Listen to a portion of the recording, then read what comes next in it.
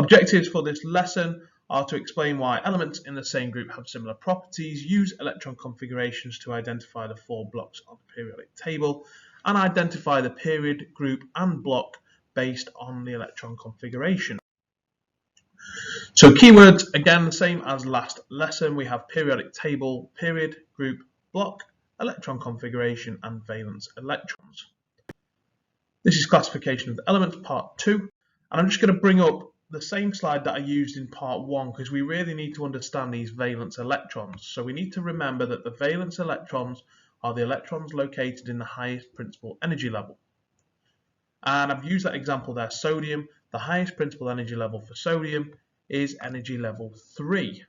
Okay, and what this tells us is that in energy level 3 there is 1 electron, and therefore sodium only has 1 valence electron. And the next example I used was argon, which also has the highest principal energy level of 3, and it has 2 electrons in the s orbital, 6 in the p, so 8 in total. And the diagram here shows the valence electron, the electron dot structure for argon with its 8 valence electrons. Now blocks is something we haven't spoken about previously, and on the periodic table there are 4 separate blocks. These are called S block, the P block, the D block, and the F block, and I'm hoping you can link these 4 blocks to something we've spoken about previously. Okay, so here they are. We have the S block on the left hand side, we have the D block which takes up this middle section here, we have the P block on the right hand side, and then you'll notice there's 2 rows that usually sit at the bottom of the periodic table. These are classed as the F block. Now what you should have linked this to is the energy sublevels that we spoke about previously. We spoke about s orbitals, p orbitals, d orbitals, and f orbitals. And these blocks tell us which energy sublevel the valence electrons are located in. Now if I take my example of magnesium, and we're looking at the valence electrons in the highest principal energy level, well, the last orbital to be filled here is the s orbital. And what that tells me is magnesium is located in the S block. So the S block we'll speak about in more detail. The S block contains the elements that are located in groups 1 and groups 2. So these first 2 columns here are classed as the S block. And all elements in the S block have valence electrons that are located in the S sublevel, that S orbital. Group 1 elements have partially filled s orbitals because they only have 1 electron in that s orbital, whereas group 2 elements have the fully filled s orbitals because they have 2 electrons in that s orbital.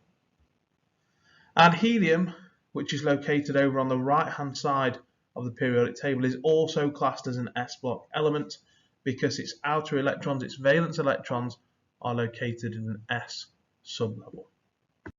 Okay, moving on to the D block, which is a large section in the middle of the periodic table. You'll see it coloured in blue just here. And the D block contains the elements between group 3 and group 12. Okay, these are classed as the transition metals.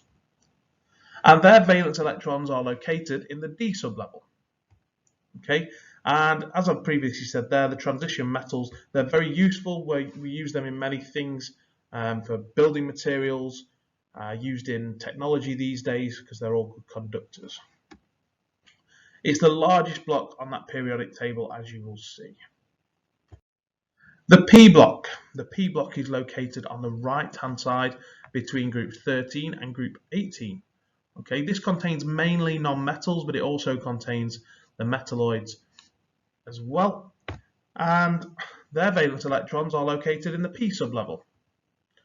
Okay, group 18 elements, which are right on the right hand side here, they have fully filled P sublevels, which makes them very unreactive, and that's why we call them the noble gases.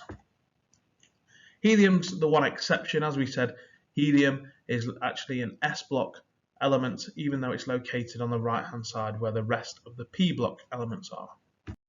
And finally, we'll look at the F block. Well, the F block elements are also known as the inner transition elements, okay, and they're usually put at the bottom of the periodic table as 2 rows. They have partially or fully filled F orbitals, which we haven't spoken about in detail. Classifying elements. We can use the knowledge then that we've just spoken about in part 1 and part 2 of this lesson to help identify the location of an element on the periodic table. So we need to be able to write the electron configuration, and from that we can calculate and work out the block, the period, and the group that an element will exist in. So I've done an example for you here, chlorine, and I've written out the electron configuration. It has 17 electrons. So it's 1s2, 2s2, 2p6, 3s2 and 3p5. And highlighted in yellow is the highest principal energy level, which is energy level 3. So if I look at the electrons in energy level 3, well, I have 2 in the S and I have 5 in the P sublevel. So what this tells me is 2 add 5, I have 7 valence electrons. That tells me it's in group 17. The principal energy level, which is the highest, is energy level 3, and therefore it must be in period 3. And finally, the last sublevel to be filled, or to be partially filled, is the P sublevel, and therefore it must be in the P block. So, a task for you to have a go at. Can you work out which group, which period, and which block potassium is located in? And it has 19 electrons. Now you're going to need to write out the electron configuration if we have 19 electrons.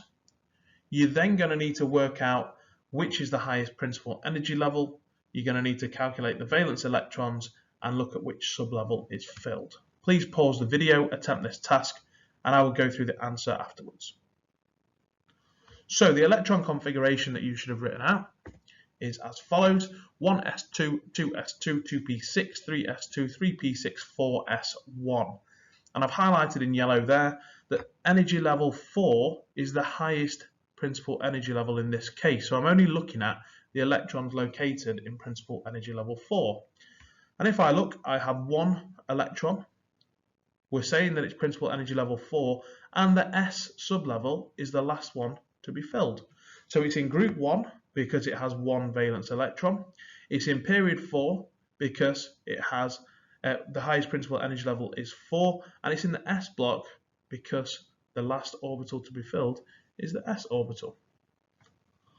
Thank you for listening to this presentation. Hopefully you've got a bit more knowledge about how we classify elements on the periodic table.